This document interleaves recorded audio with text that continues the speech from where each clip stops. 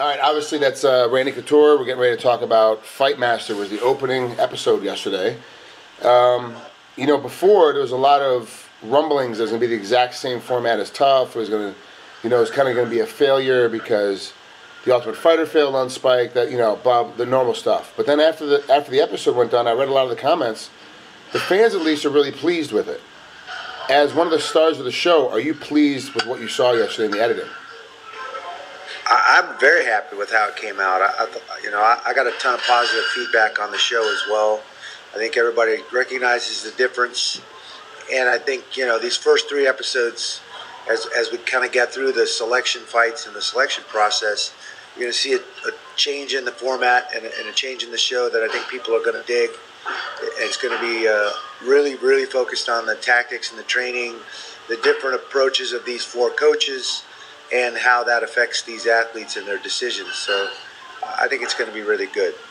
Now, a lot of it is editing, and we see that kind of mindset, but it kind of seems like Joe Warren from the very onset was kind of desperate.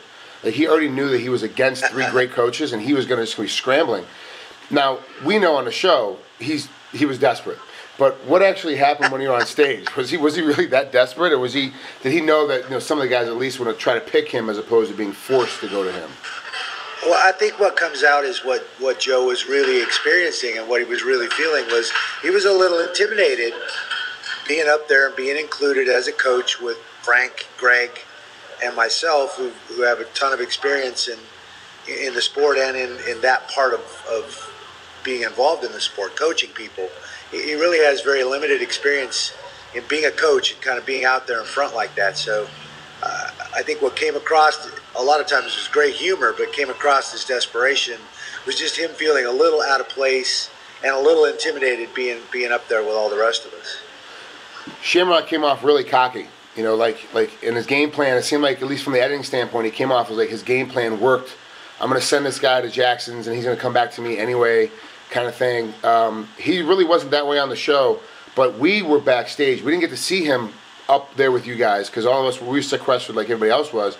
Was he really that boisterous and that cocky during the selection process?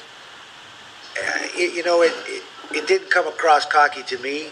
It came across as him being strategic. He was just a little more upfront, a little more vocal, and a little more boisterous about trying to push guys off on the other coaches that he wasn't that interested in training. That was kind of the hard part for me, being a guy that doesn't really like to make those kind of waves. How do you subtly and tactfully tell this guy, I don't know, maybe Jackson can help you out, where Frank was just a little more boisterous about that. He was standing up and giving a speech and, all the things that he did. It took the strategy amongst us coaches who are competitive guys to a whole new place. I liked it. I thought it was great for the show. So far, we've only got AJ Matthews on our team.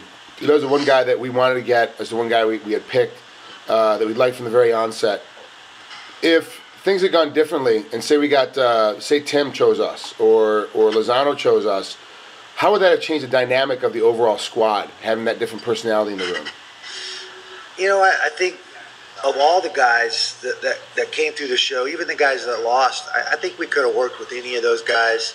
I think they would have assimilated and fit into the system that we put together. You, me, Neil, Tim Lane have a system, and we work well together. And I think all the guys we end up with assimilate to that very well. I think any of those other guys would have assimilated to it also. There's a ton of talent in that pool of guys. The guys that lost too, I think. There were guys there that we could have worked with, and I was very pleased with how they did the casting and the guys they came up with. In the editing process, what did they cut out that you thought was definitely going to make the show during during those fights? I know there's still much more fights coming up, but during those one series of fights, yeah, but there's so much that happened. That I can't remember it all. That was one of the cool things about watching it last night.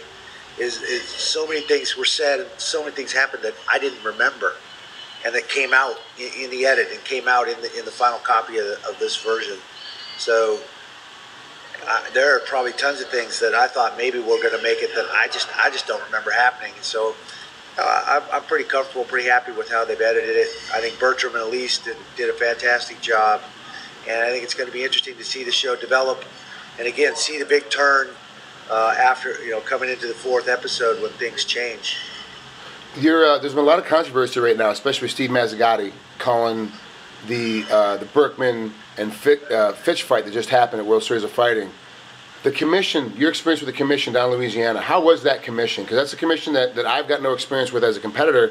I've only got it as one of your assistant coaches.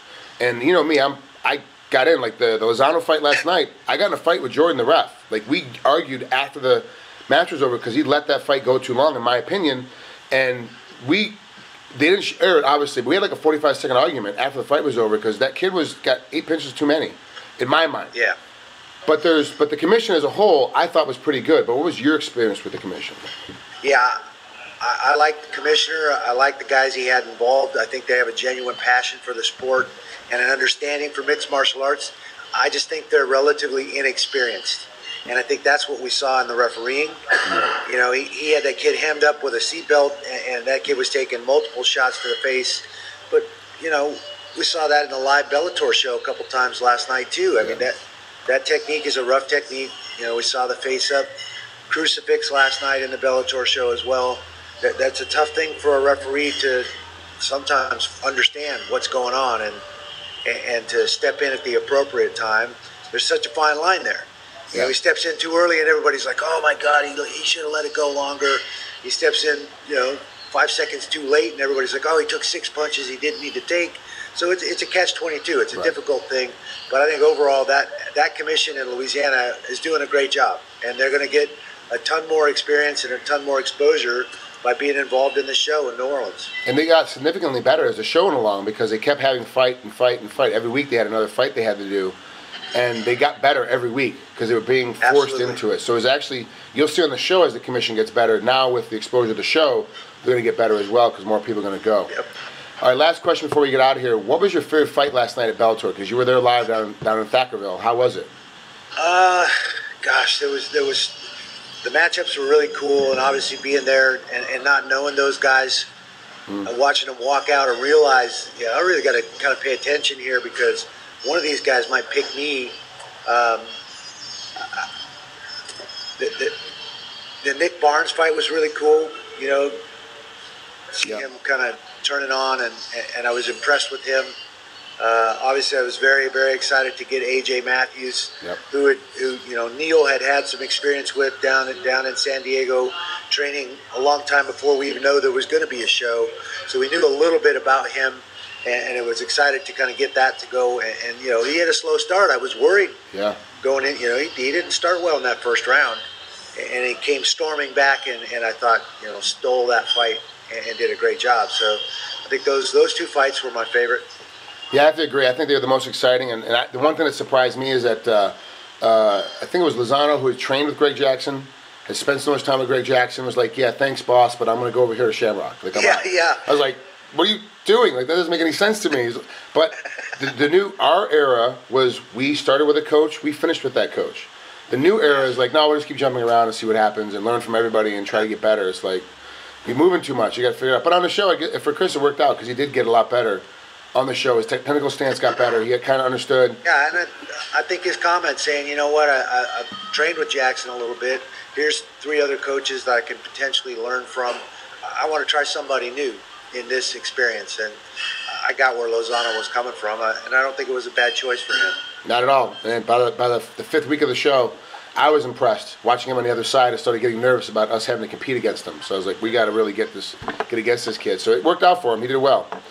Thanks, Randy. I know it's early in the morning. Thanks for coming on. Remember to watch Fight Masters every Wednesday on Spike. Starts at 10 o'clock East Coast time, 9 o'clock Central. Check your local listings because, like me, I don't watch it because I don't like commercials. I wait till later to catch it on the internet. So. All right, Randy, have a safe trip.